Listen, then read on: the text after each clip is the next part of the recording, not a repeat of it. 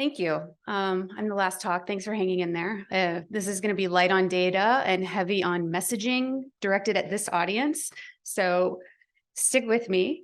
I'm delighted to answer the question, is pathologic response the roadmap to cure? Whoa, my answer is yes. So there are numerous ways that pathologic response is going to be an incredibly useful tool to revolutionize how we can care for patients and optimize their therapy. However, this will not magically happen. So I'm going to talk about the potential benefits and uses, but I'm also going to talk about some of the challenges that we're facing and why we sort of need leadership, like the people in this room, to really recognize some of these nuances and challenges and advocate for making sure that this promise is realized. So this kind of summarizes the whole talk. And basically, pathologic response can be used as a biomarker and an endpoint. And I'll talk in the talk about how these two things pan out. So in terms of the impact on clinical trials, there's kind of two ways that this could be used. So one is that you could use pathologic response as a biomarker for designing adaptive clinical trials, looking at different adjuvant regimens in patients who respond or don't respond to their neoadjuvant therapy. This is also has the potential to dramatically accelerate the entire process of reporting clinical trials. And this is really exciting because we know right now that there are so many new agents and combinations in early stage clinical trials. And if we can actually accelerate the rate at which we're reporting these trials, we can amplify the whole process. And this applies not only to the clinical data, but also to the biomarker and correlative data that's being derived from these trials. And you've heard some amazing examples of that today. So last night at dinner, Dr. Boris Sopesi said it best. It's all about understanding the biology of the disease.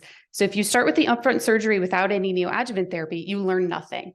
And the corollary to that is that when we're able to look at pathologic response after a therapy, we learn a ton. And that's really where the magic happens here. So I'm sorry, this looks better up there maybe. No, sorry about this. All right, so moving on to the ability to identify resistance mechanisms. So I don't think I could have had a better talk preceding mine than Kelly's. And, I think we all have this dream and are trying to enact this vision that we take these biospecimens, we do multi-omics on them, we identify biomarkers or therapeutic targets, and then we push them back into new clinical trials, and this is how we're going to change patient care. And pathologic response isn't particularly valuable here because instead of waiting years for survival data, you're able to assess the patients at the time of surgery, figure out who responded and who didn't, and then go back to the lab and figure out why. So this is very exciting. The challenge here is that there are going to be a lot of great high-profile papers with exciting findings that don't necessarily change anything for patients. And so obviously I loved Kelly's last slide where they're actually able to bring it back around to patients. In the treatment setting, that's not really my focus as a pathologist, so I'll focus on the biomarker piece here. Defining an exciting biomarker is almost the easy part. It takes money and energy, but a lot of people are excited about it. Translating that biomarker discovery into something that is clinically viable because of the cost and turnaround time and all these other factors is not exciting. It is boring, iterative, important work that needs to be prioritized. So that is one of my key calls to action for you guys, is to make sure that these exciting findings don't die at the level of the publication. Next, I'm going to talk about thinking about pathologic response in a pan-tumor way. And this is something I talk a lot about, and I'm just going to try to focus it here. But, I was involved in Patrick Ford's original study of anti-PD-1. I described features of pathologic response following neoadjuvant therapy. And since then, this work has been expanded into other tumor types. And so just a brief sort of tutorial on pathologic response. So it's a way of assessing basically how much of the tumor has been eliminated by the treatment. So we're looking at the amount of residual tumor relative to the amount of regression and necrosis. It can be scored in 10% increments, which is what we would encourage people to do. We understand that dichotomous cut points are really desirable and needed. And I know that it may seem like low-hanging fruit to focus on complete pathologic response as an easy, reproducible pathologic endpoint.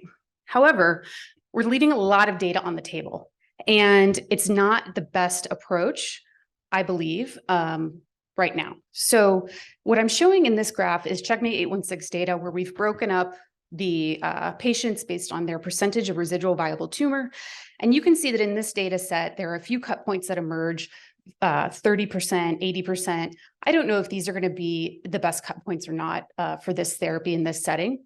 We do know that the major pathologic response cut point of 10% was defined based on meta-analyses of non-small cell lung cancer treated with neoadjuvant chemotherapy alone. And we know that the mechanisms are very different. We're talking about activating an immune response that's going to persist after surgery. We may not need 90% tumor regression to see significant survival benefits. So what's really important for the people in this room is that we need to have a standardized approach for measuring pathologic response. And I'm not going to go into the details of how this can differ, but it can.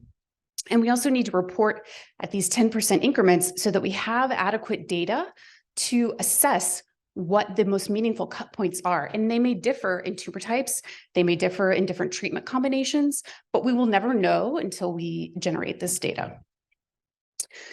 So what's happening right now as neoadjuvant trials are starting up in all these different tumor types is that the pathologists on each of these trials are tasked to figure out how to assess response. And so we're getting all of these different approaches that are being reported. And you can see here that there are 3 different approaches for lung cancer already. So this is a problem. And frankly, the lung cancer pathology community has not particularly engaged with us on this. So, I do think that they should be pressured to do that. I think we have to really work together to come up with a system that everyone agrees on, that we can clearly put forward as the recommendation, and that's data-driven. And I know that the data is still emerging, and I'm very optimistic that we will get there. But right now, we're sort of setting ourselves up for a PDL1 situation where all the trials are being done differently. And then when we go to try to implement this clinically, it's going to be a mess. So I don't have a ton of pathology images in my talk, but I did want to just show you these, showing that the features of pathologic response are common across tumor types. So here I'm showing a number of different tumor types, and this work was really led by Julie Stein, who is a faculty member at Hopkins now. And these are all on treatment specimens who received an anti-PD-1 based therapy. And even if you're not a pathologist, I think you can see that these pictures look similar. There's lots of inflammation. There's these foamy macrophages, all these sort of specific features that are listed at the bottom that we're seeing sort of universally. And these features are the foundation of this pan-tumor approach to assessing pathologic response. Man, sorry about this romantic thing. So one of the key messages is that pathologists can identify tumor regression. So on the one side of this image, I'm showing you 2-year event-free survival based on residual viable tumor. And this is data, I think, that really supports the idea that complete pathologic response is leaving a lot on the table. So when we look at pathologic response in increments of 10%, we can see that it has predictive value throughout the continuum of pathologic response. And so this is really important because this gives us a lot more information about how patients are going to do. And the AUC there is 0.74. On the other side, we have 2-year event-free survival by percent regression. And so this is the idea that pathologists are looking for this constellation of features of inflammation and tumor cell death and tissue repair, and they're quantifying it. And this also has a very strong association on a continuous basis with 2-year event-free survival with an AUC of 0.76. So the message from this data is that, yes, pathologists can identify tumor regression and we can distinguish it from nonspecific inflammation and other things that happen in the tumor. Pathology is always about pattern recognition. It's never about just one feature. And this is definitely doable. So I recently gave a talk alongside Lynette Scholl. It was a CME course that was adjacent to USCAP. And as part of the course, they wanted us to have pre and post polling questions. So this was one of the questions. if people agree with the following statement: histologic features of tumor regression are readily identifiable and support a robust calculation of percent residual viable tumor to assess pathologic response following neoadjuvant immunotherapy using a standardized PN tumor scoring system. So I was delighted to see that in the pre-talk poll, almost 70% of the respondents agreed with that statement. And we're looking at over 200 participants in that pre-poll. And after seeing the data, we got that number up to 99%. So in the broader pathology community, there is a belief that we can attack this from a pan-tumor approach, which I think is great. So finally, I'll just briefly touch on the idea of using pathologic response as a biomarker. So we know from lots of data and lots of tumor types and lots of therapy settings that patients with different levels of pathologic response have distinct survival outcomes. And so the idea is that when we have robust cut points, we can use these data to subset patients or stratify them for different approaches for adjuvant therapy. So the patients who have a significant amount of pathologic response and have a very good prognosis, we can de-escalate and monitor, versus the patients who don't have a pathologic response to that neoadjuvant therapy. And we know that we need to try something different. And hopefully we'll have a lot more information from their post-treatment tumor about what mechanisms may be at play and what treatments should be used.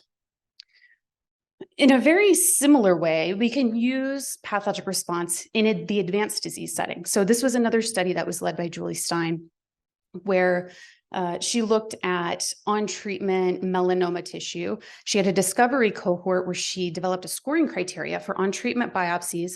And basically the score numbers correspond to the numbers of features of tumor regression. So a score of 3 means there were at least 3 of those pathologic features of tumor regression and less than 10% residual tumor. And in a validation cohort from a melanoma clinical trial where they had on-treatment biopsies and 5-year survival data, you can see that the patients in green are doing really well long-term relative to the other patients. And so this is really exciting because we know that the imaging, the radiographic imaging, doesn't always reflect what's happening in the tumor tissue. And so for patients where you might be concerned that they're actually not responding, or you think they are responding and you would like to de-escalate, this would be a really nice approach. So, oh, I'm so glad now you can see what that looked like. So, so this is my last slide. So, I was trying to be very forward-looking in this and not so much focused on the data that we already have. And I think these are the critical steps that the people in this room need to really think about. I think we really need to mobilize and sort of demand collaboration in order to see this kind of transformation. I think now is the time. Immunotherapy is changing everything. It's making neoadjuvant therapy standard, and there are all these changes happening. And I think we just need to make sure that that's happening in a way that's supported by the entire community and really supports the patients. Standardization of pathologic response evaluation is really important. We're going to have a bunch of data that we don't know what to do with. And this is true for ongoing and new clinical trials. So if anyone has a trial and they're interested in chatting about how to do this, I'm happy to chat. I think we need to invest in omics and clinical translation and some of that boring work to get these assays back into the clinical trials and into the clinic. And then disrupting the silos. I think because, there are a lot of barriers for us to do this kind of cross-disciplinary collaboration. But I think since our focus is largely now on stimulating the immune response to target the tumors, there's so much to be learned across tumor types. And I really hope that we're able to take advantage of that. Thanks.